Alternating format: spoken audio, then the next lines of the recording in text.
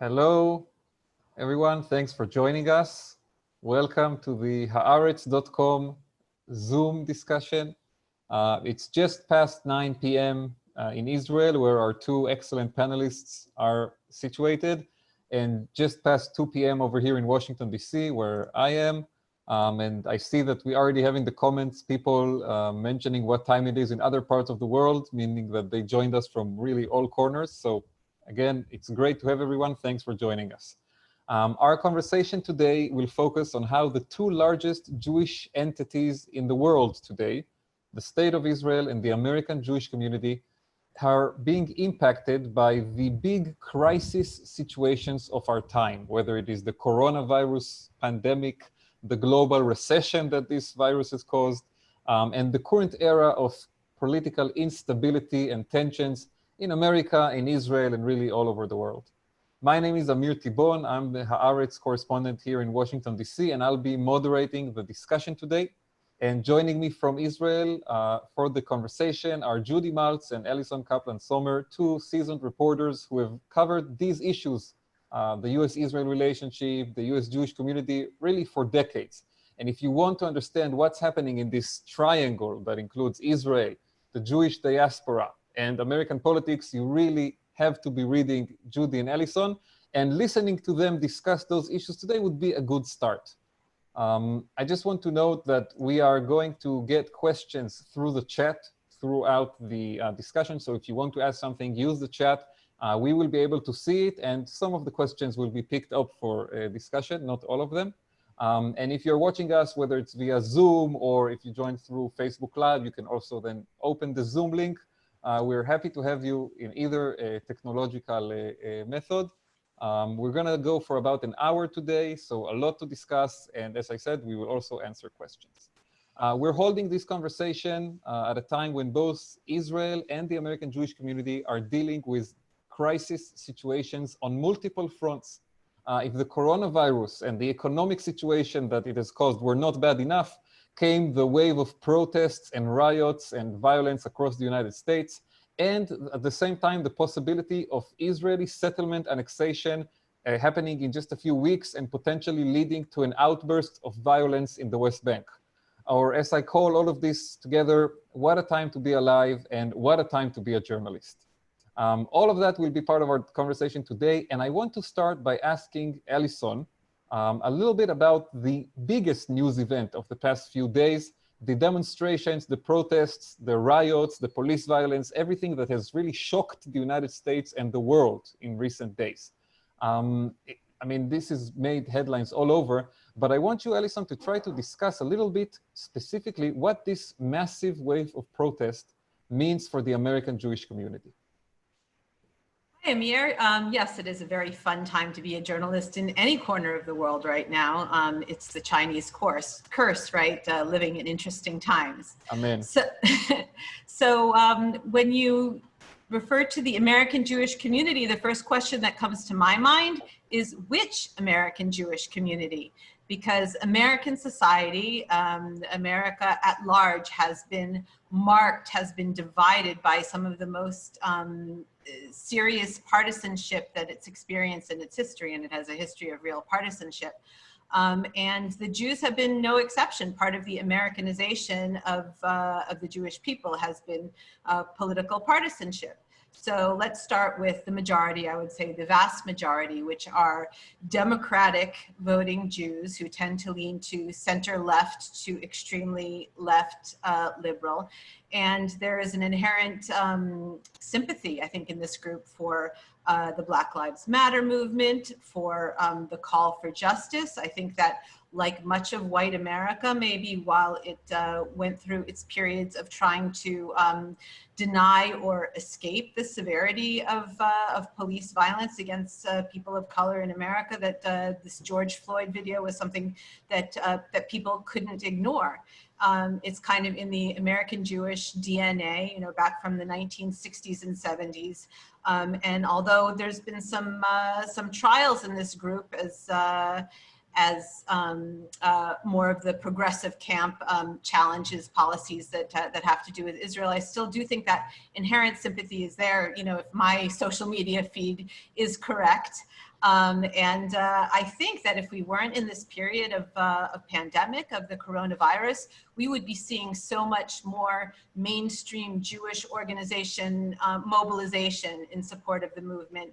But everyone's gone virtual, and we're having this economic crisis, and the nonprofit sector is in trouble. So we're not having these sort of groups representing federations or Hadassah or, you know, National Council of Jewish Women or whatever marching in the activity. So, you know, that's one side, that's one sector of the American Jewish community.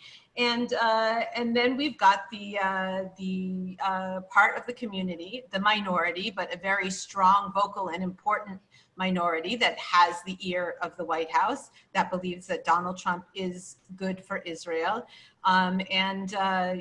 A lot of people who are visibly Jewish because of their level of observance, and who often live in the urban centers that are being rocked by the violence. And I think that you're seeing a higher level of distress and threat and worry and concern that some of this violence isn't just directed at large at the system, that some of it is specifically anti-Semitic violence. So I think you've got the American Jews who are already committed to a universal allyship outlook, even more enlisted in it as part of the struggle. And I think that you've got American Jews who see themselves more as part of a very particular tribe, feel more threatened by it in general. And just, you know, because Judy and I are sitting here in Israel, I think that both American Jews and Israeli Jews feel like that they're in a uncomfortable and unfamiliar situation. You know, we're used to Israelis being in crisis, Israelis being in distress, American Jews being supportive, looking on from abroad, you know, who are the actors and who are the supporters. And I think Israelis find themselves in the unusual position of feeling, at least for the moment, I feel like I need to knock on wood here, relatively secure and comfortable, and they see America really being rocked by chaos, being unnerved by the level of severity of the COVID outbreak and the effect that this protest movement is having on its social fabric. And I think that Israelis don't quite know how to react to it. And I think that American Jews maybe don't know quite what the role of their Israeli counterpart should be in this situation. Although I guess we should all just sort of be, you know, watching, listening, and trying to help when we can. Yeah. Thanks for a great overview, and people are still joining us, so I will just say welcome to everyone who's joined in the past few minutes, and we have a great panel here today with Allison, Kaplan, Sommer, and Judy Maltz discussing how the different kind of, I will say frankly, unimaginable crisis situations that we are currently dealing with between COVID and the protests in America are impacting the American Jewish community and Israel and their relationship.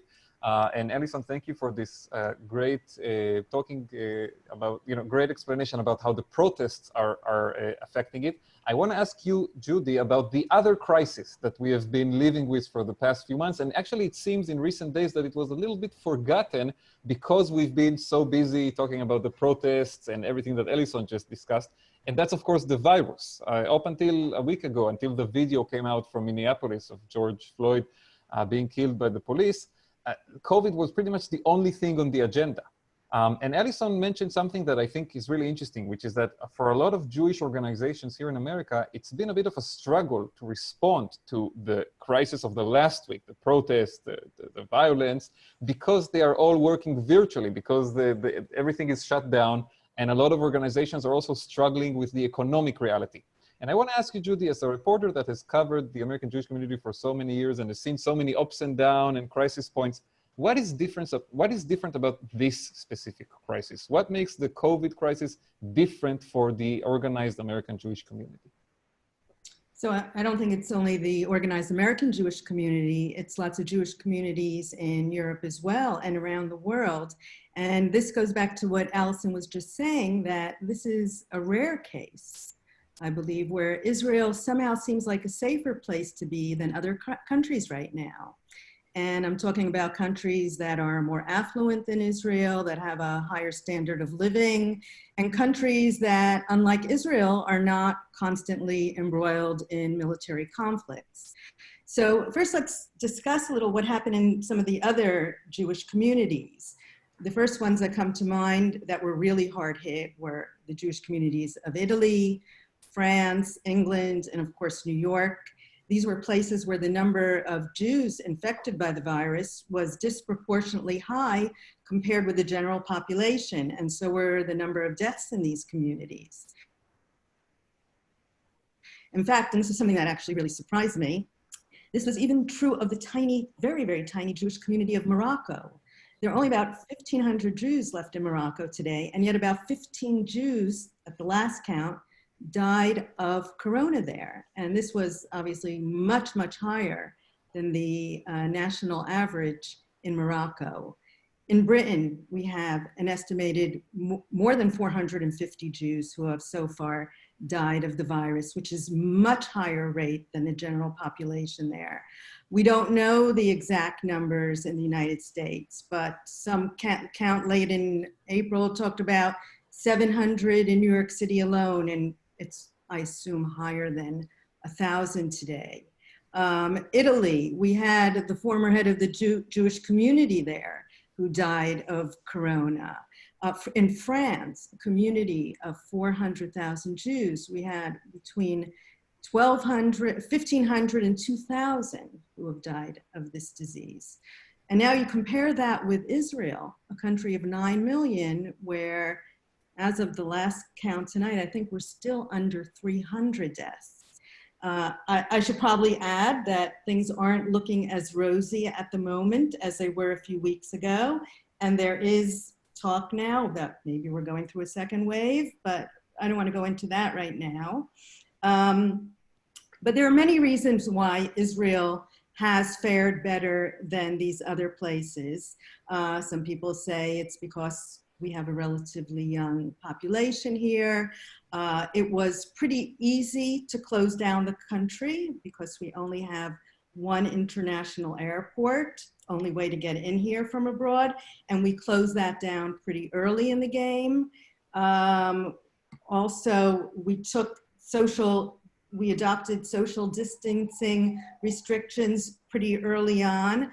And on top of all that, and this is very important to say, it turns out that we have a pretty good healthcare system here.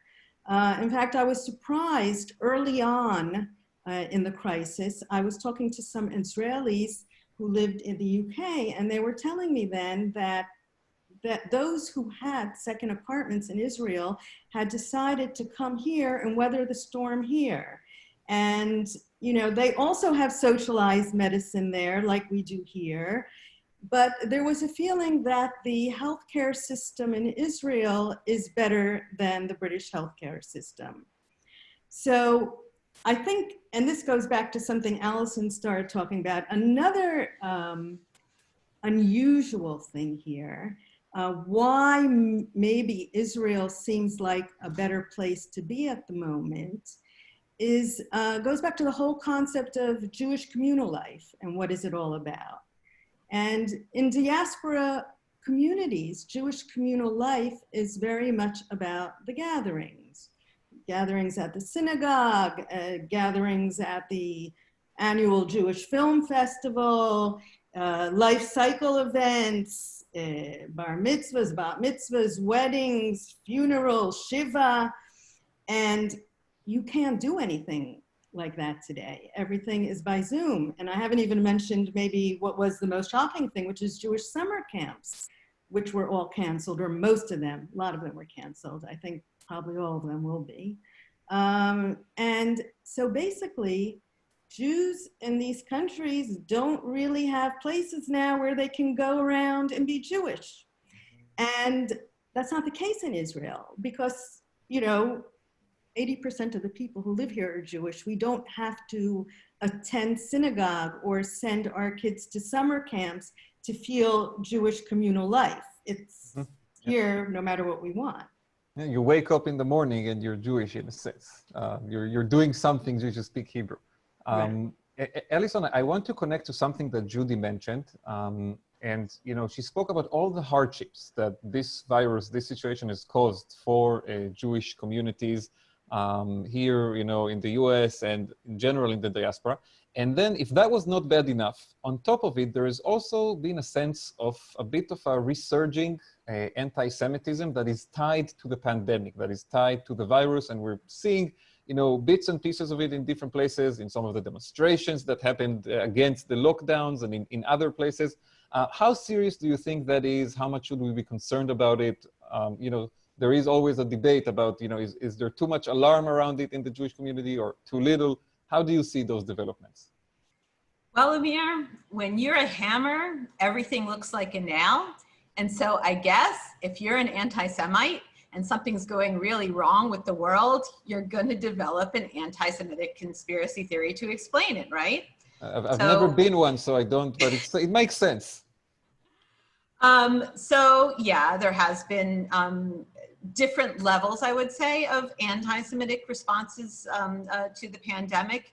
The big issue, of course, is something that Judy mentioned, and that's the fact that early hotspots, and there was very quick spread and very stubborn continuance of infection in the Orthodox and ultra-Orthodox communities, both in the United States, in Israel, and other places around the world. And so that, you know, that obviously stigmatized to a certain extent that community, both within a Jewish country like Israel and in the diaspora, and led to stigmatization and finger pointing, you know, blaming the community for its own troubles and infection. And yes, behavior did play a part in that, but also, you know, large families, crowded living conditions, lives that, you know, even before anyone was really aware of the virus, revolved around multiple gathering times in synagogues, at events, etc. So there were, you know, some of it was conscious behavior or not keeping up behaviors to prevent spread of the virus, but a lot of the spread in those communities happened even before there was any kind of an awareness of the virus.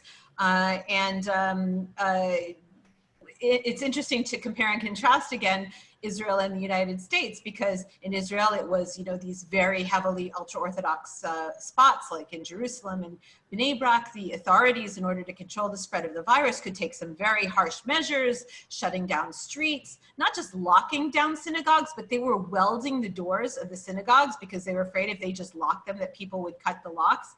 And kind of in a Jewish country, you can get away with that without being called anti-Semitic. But all, you know, the mayor of New York City, Bill de Blasio, had to do was tweet that he was, you know, disturbed about these large gatherings in the Orthodox community. And he was, you know, hung out to dry as being a terrible anti-Semite, or as, you know, inspiring anti-Semites. The real action, of course, isn't in real life, although there's been a little bit of graffiti and a few of these signs at the demonstrations. Just like everything else, anti-Semitism has been primarily online, on the right and the left of our online world. On one of the, you know, coronavirus is a hoax, it isn't real. I saw the virus called the Jew flu Holocaust plandemic. It was it's a plandemic. So that's creative. There have been memes portraying the coronavirus as some kind of a Jew and accusing the Jews of creating and spreading the virus around, and, you know, racists saying that they hope that Jews will die from the virus. So it hasn't spread that. I mean, I think if you've got even a shred of logic in you and you see that disproportionately minorities, Blacks, immigrant communities, and the Jewish community are getting sick and dying from this disease. And, you know, the whole right-wing conspiracy theory says the Jews are stirring up the immigrants, that they're in league with the minorities. Why would you ever plan a disaster pandemic that would damage your own community worse than other ones? So, you know, it doesn't hold water, as much as these things are logical, right? We leave that as an open question. And connecting to that, I want to ask Judy, you know, when I came here to Washington, D.C. about 3 years ago, beginning of the Trump presidency, there was a lot of talk in the Jewish community at the time about this idea, maybe I would call it more of a fantasy of certain people, that Trump would lead to a massive wave of Aliyah. That basically, you know, many of these liberal American Jews who can't stand the guy would decide to go to Israel and try to fight the good fight over there. And that never materialized. It did not happen. But we are hearing right now a lot of talk and speculation about a massive wave of Aliyah because of coronavirus, that because of what you guys talked about so well, the differences between how this was handled in Israel and in the United States, people will try to look for a safe haven in Israel. So I want to ask you two questions about it, actually, Judy. Is it happening? Are we seeing any signs? And also, can people even make Aliyah right now? I mean, is it technically possible with all the restrictions and the air, you know, the airline problems? Is it even technically possible? So the answer is no and no. Okay. Okay, let me elaborate. We'll start with some brand new figures that we just published today in Haaretz a few hours ago. According to these figures, if current trends continue in the first 4 months of this year, this is going to be one of the worst years in a long time for Aliyah. And that may sound surprising because we've been hearing all sorts of people who are involved in promoting like Aliyah, such as the head of the Jewish agency and Nefesh B'Nefesh, who are talking about a new massive wave of Aliyah. So first, let's look at what is happening now at this very moment. In the first 4 months of the year, there was a 36% drop in Aliyah compared with the same period last year. And remember, we only went into lockdown here in mid-March. So we're really talking about something that happened in 6 weeks from mid-March till the end of April. In April, we had only 350 immigrants come to Israel, which is the probably the lowest number in a month at any time in Israeli history. Oh. And there's good reason for this, okay? Well, just as you said before, it's nearly impossible to make Aliyah today. First of all, flights are few and far between. El Al isn't even flying regular flights to Israel anymore. I think there's only one flight from America right now, the United Newark line. Right, the daily flight. The other problem is the paperwork. You know, to make Aliyah is a process. It takes a few months. You need all sorts of documentation. You need to get documents notarized. You need to go through criminal background checks. There are lots of things that offices are closed or they're not working at full capacity anymore. So it's very difficult to get these things done. And on top of that, there's something called an Aliyah visa. You can't get on a plane without it. Well, the Ministry of Interior in March, at the end of March, stopped issuing these Aliyah visas until they're not supposed to start issuing them again until July. So basically, if you don't have one, if you didn't manage to get it before the end of March, you can't come on Aliyah right now. So I want to interrupt you for a second, Judy. First of all, to remind everybody who's watching us that you can send us questions through the chat, and we will be, our panelists will be answering them at the end. So please, you know, think and send your questions. And I want to ask you about that, Judy. Maybe Israel is missing an opportunity here. Maybe there are a lot of people who would want right now to make Aliyah or considering, but because of the bureaucratic situation you described are giving up, and maybe Israel is missing a lot of potential olim in this reality? So, okay, so you were asking what about what could happen now? There are clearly many people who are thinking about Aliyah now. Talking about it, yeah. Yeah, they're calling the Jewish agency or their local consulates. They're opening up these Aliyah files. But, you know, it makes sense because we know that usually we've had a lot of Aliyah when bad things have happened in other countries. Remember the French Aliyah of about 5 years ago, 4 years ago?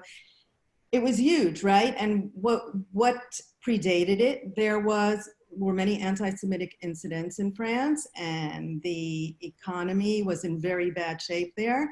And where else have we had a lot of Aliyah from in recent years? Russia and Ukraine. And there's been lots of political and economic problems there as well. So it makes sense that things are going bad in some countries, people may want to move to Israel. But I think we need to keep a couple things in mind here before we start building absorption centers all around the country for this new massive wave of Aliyah. Number one, first of all, just because people are opening files or calling doesn't mean they're actually going to do it. Relocation is a huge move, you know, something you have to think about a lot, especially families, moving kids, schools. It's not something you do very lightly. A lot of times people open these files, they get cold feet, or, you know, maybe they're just checking their options right now. So I wouldn't get too excited about it. The other thing to remind people about is that things aren't that great in Israel right now either, okay? Now, maybe, I mean, we have done well in terms of infections and in terms of a relatively low number of deaths from coronavirus. But unemployment in Israel right now is hovering at around 25%. That's huge, huge. It's higher than in the United States. So you ask yourself, why would a person who has a job in America or somewhere want to come to Israel where, you know, look at the job market here? And if they don't have a job, same question, right? Why would you want to come? So that's one thing. And then the other thing, and this is something that I don't know if many people know about, but I would say in the past 10, 20 years, especially from the United States and France, a lot of the Aliyah that has been coming here is people who live in both places. In other words, the families are here in Israel, and the father or the mother works abroad. They travel back and forth. They keep their businesses abroad, and they spend a week here, a week there, or, you know, weekdays there and weekends here in Israel. And so long as travel was easy and affordable, you could live that kind of lifestyle.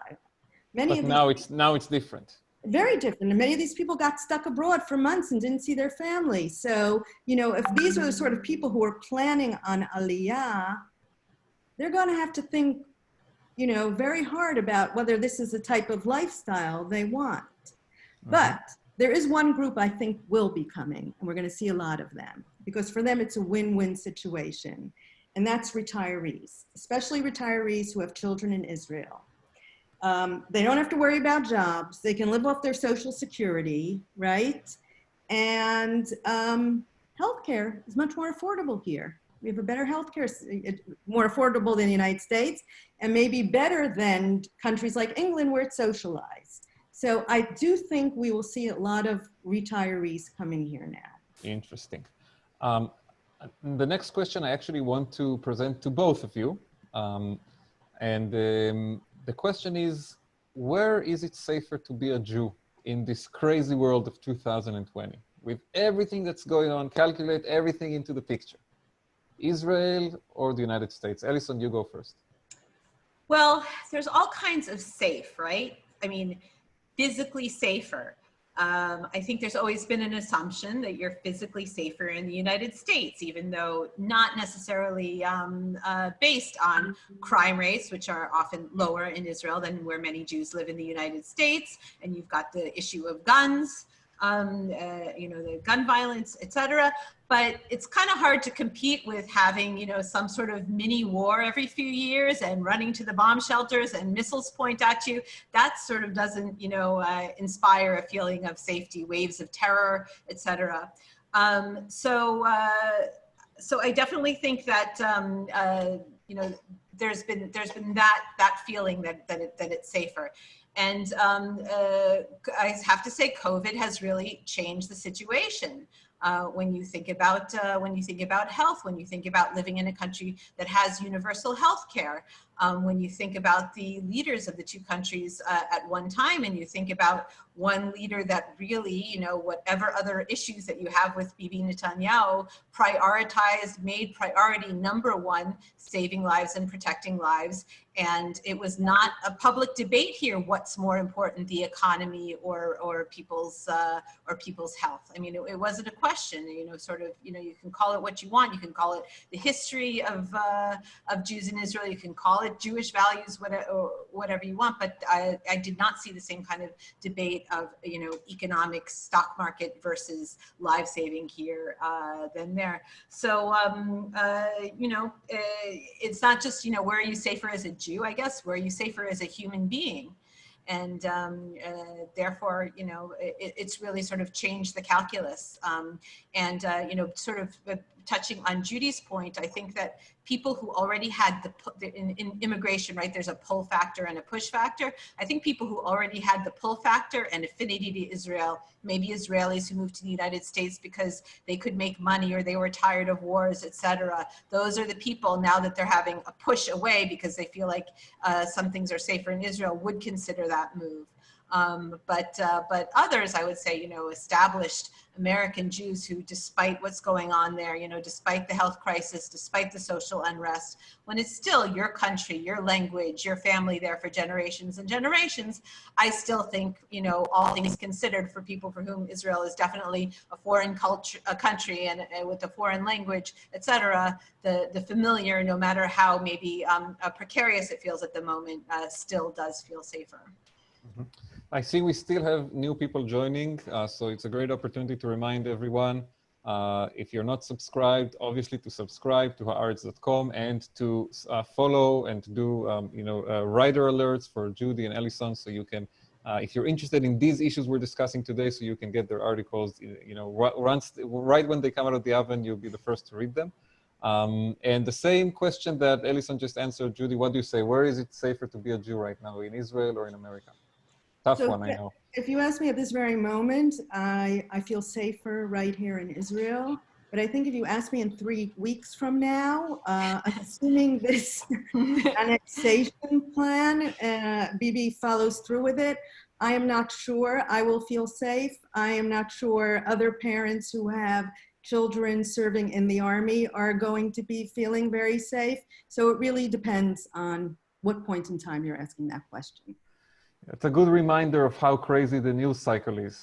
You know, when we were beginning to plan this Zoom conversation, we had not heard about, you know, everything that happened in Minneapolis with George Floyd. And that was not, you know, we didn't think we would be talking about that. And, you know, months ago, nobody even knew what COVID was. So good point, Judy, that we just, you know, these kinds of questions, it depends what day you're asking.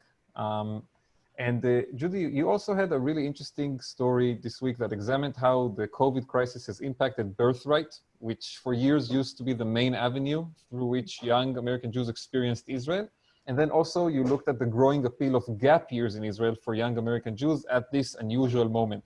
Can you share with the viewers a little bit about this transformation? And do you think this is going to become a new normal or more of like a one-year trend? So I'd say that as long as the 14-day quarantine requirement remains in effect, this is going to be the new normal. Because remember, Birthright is a 10-day trip. You're not going to come on a 10-day trip or bring someone on a 10-day trip if they have to spend 2 weeks in quarantine, right? And that's not an issue, though, with longer-term programs, especially gap year programs.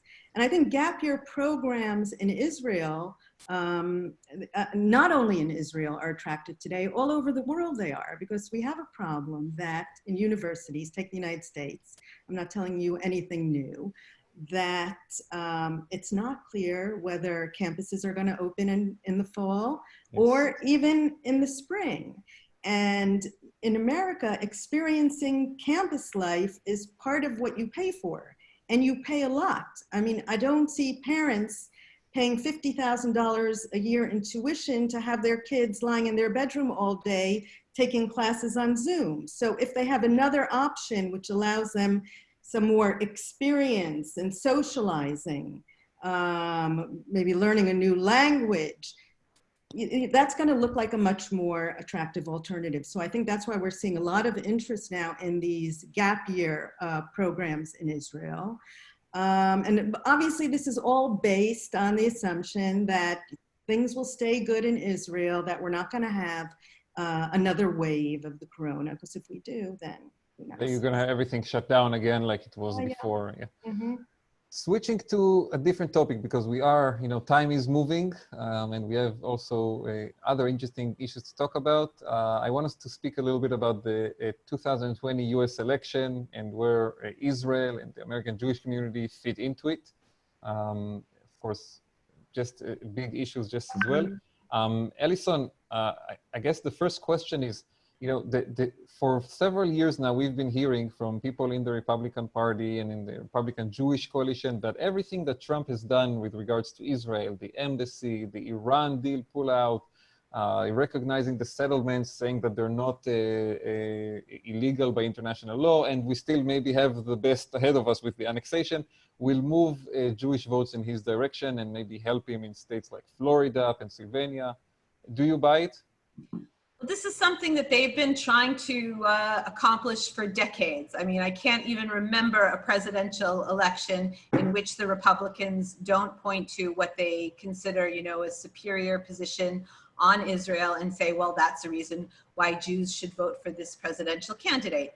There's only a couple of problems with that. First of all, you know, just historically from the days of Roosevelt, no matter what happens, you've got an overwhelming majority of Jewish voters voting for the Democratic candidate. And in poll after poll, even though a majority of Jews say that Israel is important to them, time after time, that is not the issue they vote on.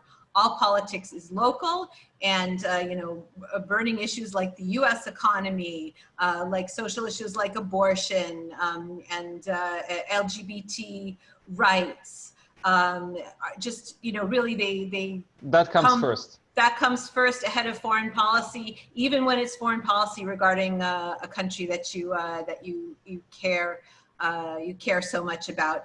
And this time around, you know, with Trump or no Trump, with the partisanship so split, and you know, people will be voting on that issue, on domestic concerns, basically whether they want to continue to life under this White House or not, more than ever. So I don't think it matters what Trump does or doesn't do on Israel as far as the American Jewish vote. Maybe it could be worth a couple of points in an important swing state like Florida, but otherwise it's clear the Jews are going to be in the corner of Joe Biden. All of the action, and we can talk about more of this, I'll let you, Amir, you're good at this, and Judy, you're good at this too, is in the evangelical vote.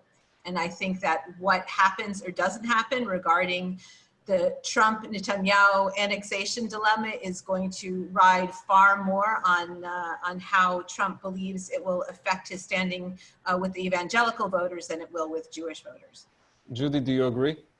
Well, yeah, interestingly, I just pulled up, I get all these newsletters from all these evangelical groups, and I'm kind of interested in what they're thinking all the time. So there's one that came up a couple days ago, and it was titled, "Can we divide Israel?" I mean, this is a question the evangelicals are asking themselves. And it's a group called Hayovel. I don't know if you've heard of them. They bring volunteers to work on the vineyards in the settlements in the West Bank. And they're very, very well connected, both in the Netanyahu government and in the White House. And they bring thousands of volunteers to the West Bank every year. So in their newsletter, here was the bottom line. What should be our stance regarding Israel? Obviously, this is all about the discussion about to annex, not to annex, how much. They say, do not in any way, shape, or form make an attempt to divide the land of Israel. This is no small warning for us as Christian Zionists. No matter how pro-Israel our American government is, calling to establish a Palestinian state and divide up parts of Israel's heartland goes directly against God's word. Don't be found standing on the wrong side of the fence. So for these guys, even the, make-believe so-called state that the Trump plan is offering the Palestinians, which is basically a bunch of leftover pizza crusts that are divided by settlements and Israeli roadblocks, even that is too much and should not be accepted at any, even if the flip side of it is that the White House recognizes Israel annexation of all the settlements. Right. These guys are far more radical than the most radical settlers. That's an interesting way to put it. And then, you know, they are a much larger voting bloc than the Jews, right? The American Jews, about maybe 2-3, I think, yeah, and right? they're the 25%. It's a Right. totally, so that makes sense that for Trump, it's a much bigger priority to focus on that vote.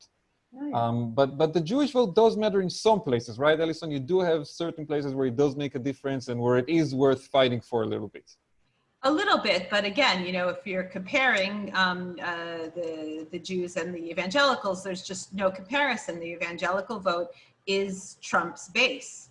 I mean, you know, that's where his strength comes from, and he's had a very clear transactional relationship with them since his campaign. I mean, really, the turning point in his campaign in 2016 was a meeting with evangelical leaders in which, you know, basically the die was cast, and they said, okay, you know, maybe in his own personal demeanor and behavior, this is not, you know, a classic Christian evangelical candidate, but he is going to deliver on the things that we care about, and what they care about, among other things, is this solidarity with the settler movement and with right-wing policy. And even more, you know, if you've looked at some reports in recent weeks, he has actually suffered a bit with his base, with the evangelical voters, as a result of the COVID-19 crisis and his handling or mishandling it, and the fact that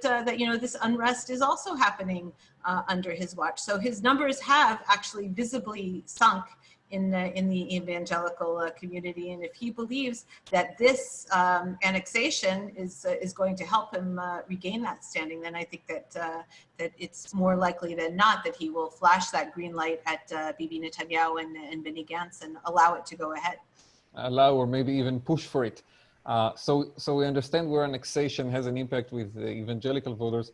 Judy, how do you see annexation? If Israel actually moves forward with it, how do you see it impact the relationship between Israel and the American Jewish community? Because I can tell you that for so many years, what I've been hearing from American Jewish leaders who are liberal on domestic American issues, but you know, they tend to be very forgiving of Israel on a lot of policy issues, is always, well, listen, the situation in the West Bank is temporary. Israel doesn't have a choice. They need to keep the military there. They don't want to occupy the Palestinians, but they don't have a choice. And when there is a peace agreement, the settlement issue will be resolved. How are they going to manage this shift, transformation in policy that now Israel says, actually, we want to keep everything, and everything is now part of our country? So going back to what Allison said at the start of our conversation here, what do you mean by the American Jewish community? There's probably 10% very Orthodox, very right-wing that will be thrilled about this, right? But they're not the majority, obviously.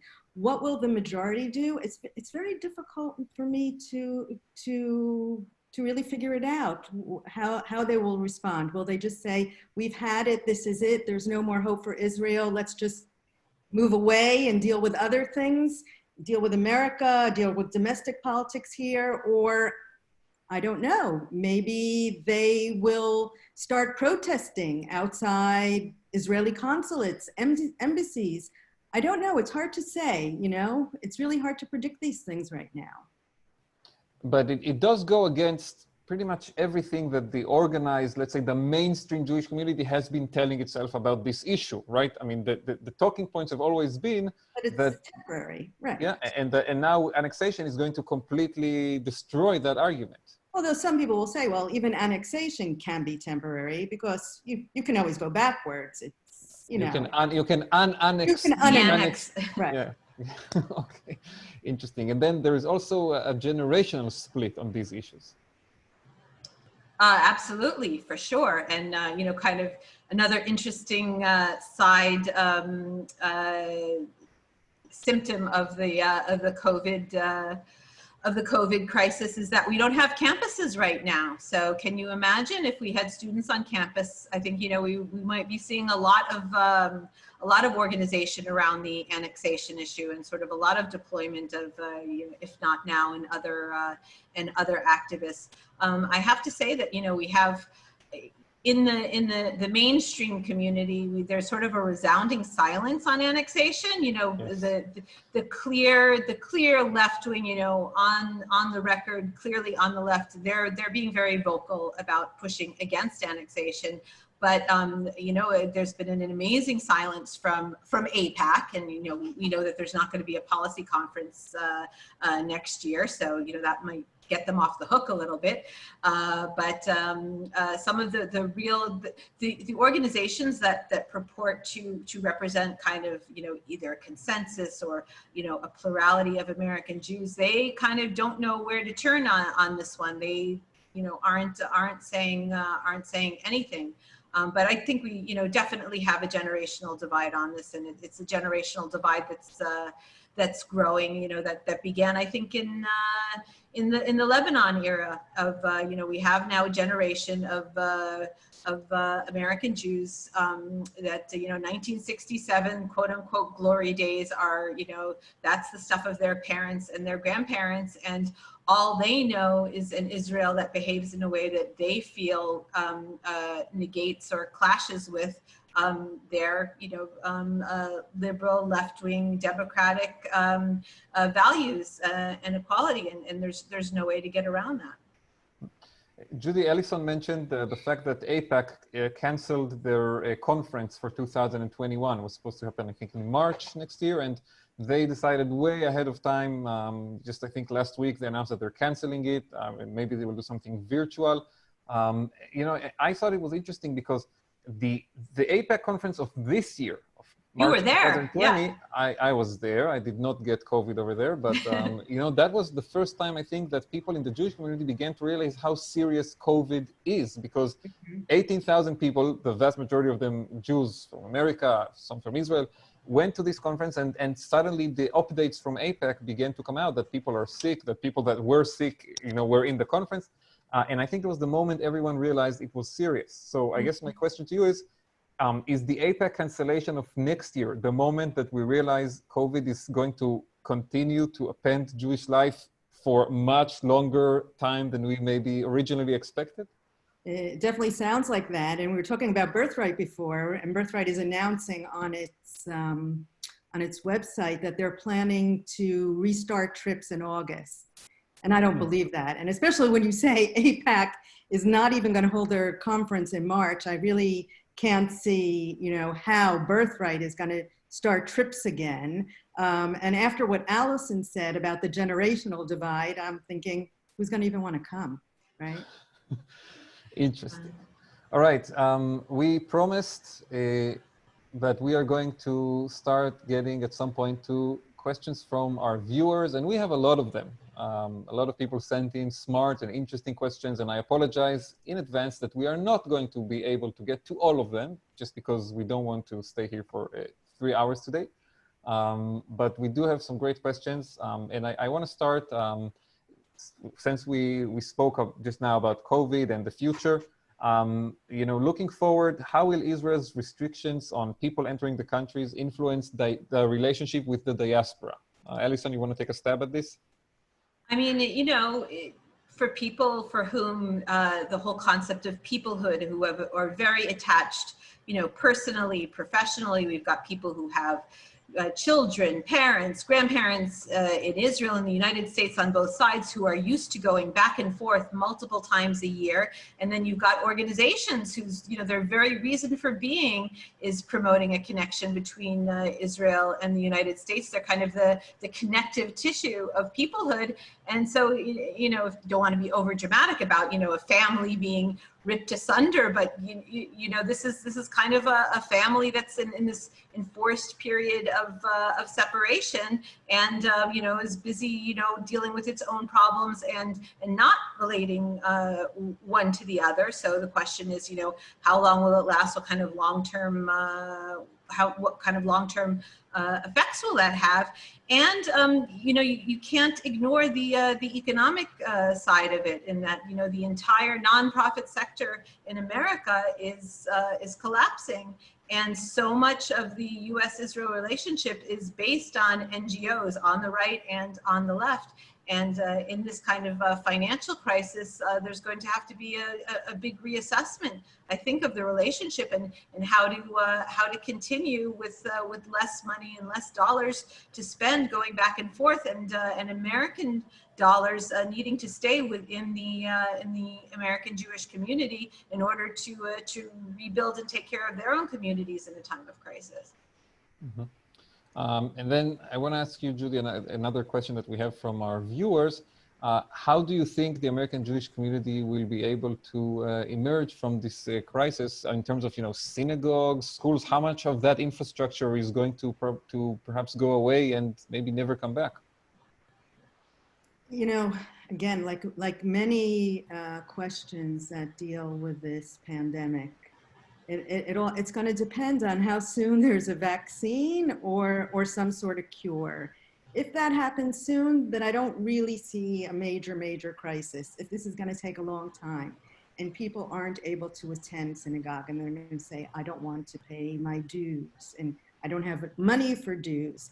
And, if this takes a very long time, many of these institutions are going to start to collapse. That seems clear. And I just have to point out, sources of revenue. We talked about summer camps, and we talk about JCCs, and we talk about summer programs, et cetera. These are, huge sources of income for the organized American Jewish community, and the money is just simply not going to come in. Yeah, so we know about layoffs in the reform movement. We know about many organizations that are asking for pay cuts. It's started already. Yeah, and a couple of weeks ago, Rick Jacobs, the head of the reform movement, was already talking about possibly merging the different movements in America, the conservative, reform, reconstructionist. I mean, I don't think that's a pretty radical idea. Yes. And it just, I think, is a sign of how bad things have become. It's happening on a local level. Synagogues are merging, et cetera, because they understand that they're not going to be able to keep up the buildings with the kind of financial hit that they're taking. Makes a lot of sense. Another question that I want you, Judy, to answer it first, and then Allison also. How much damage is the Trump-Netanyahu relationship causing to the Israeli-Jewish-American relationship? How do you want me to quantify that? I don't know, in ounces, in kilograms? Again, it depends who you ask, damage. There's some people who probably think it's a great thing, this relationship. Okay, in the Jewish community. If you're talking about progressive, I'm sure there's some people who think that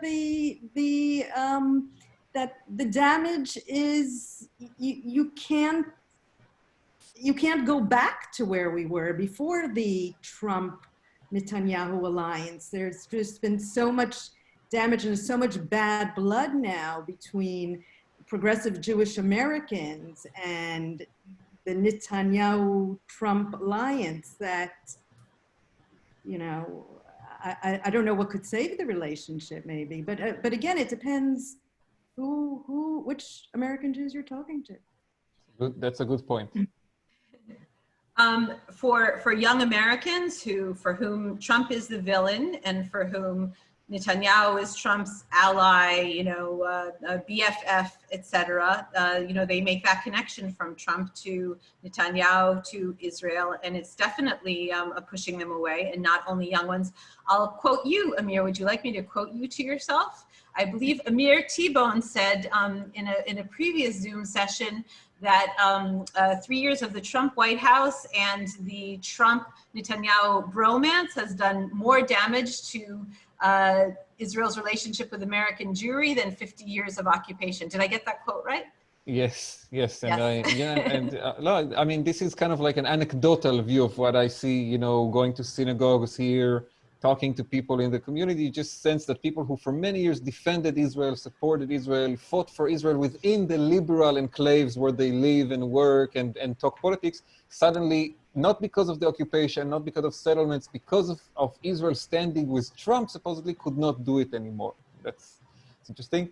Another question, and we are nearing the end, so I hope that maybe we can have an optimistic take. Can you guys think of any, and if you cannot, it's okay, but it's a tough one. Can you think of any positive outcomes for the Jewish community in the US and for Israel due to COVID? I can think of for Israel. Okay, 'cause I'm here, so I'm not there. I'm not on the ground. So what happened during COVID, which I think was very positive, was that this was a disease in Israel which affected everyone, Jews and Arabs, and there was a lot of talk about the Arab doctors, Arab nurses, Arab, all sorts of Arab medical staff. And I think it was a very important step towards developing some sort of shared society here, you know? And there were many Arab doctors treating Jewish patients. We saw more Arabs on Israeli television than ever before. So I really think this was one of the... And not only speaking about Arab issues, right? Speaking as doctors, as health officials. Yeah. And I don't remember something like this in the past. So, you know, that was maybe the silver lining in all this. I'll talk about just the connections between Americans and Israel. You know, you don't know what you got till it's gone, and you don't know how important something is to you until you miss it. I've seen a lot of people, you know, kind of yearning, you know, for their Israelis yearning to go to the United States and reconnect over there, Americans wishing they could come for their summer trip to Israel and missing that connection. So I think, you know, out of the difficulty and the trials and tribulations, I think it's made people sort of look carefully at, you know, what the connection is, how important that connection and that bridge is to them. So and looking, you know, terribly forward like you do when you're separated from anything or anyone that you care about, you know, looking forward to that reunion and that reconnection. And that is going to be a really fascinating phase, you know, please God, when this is all over, when we are able to return to moving freely back and forth, I hope, and this is the optimistic part, that we appreciate each other and take each other less for granted than maybe we did in the past.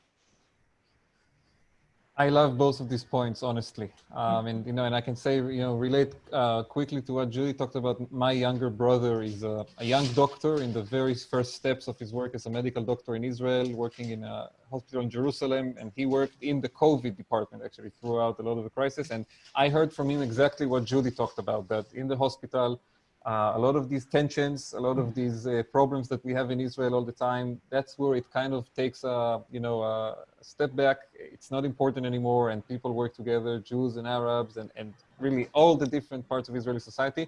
If only we could learn what is, you know, to adopt what is working in the hospital to the broader society. And I totally share, Allison, the hope that you expressed that, you know, we will be able to renew some of these connections.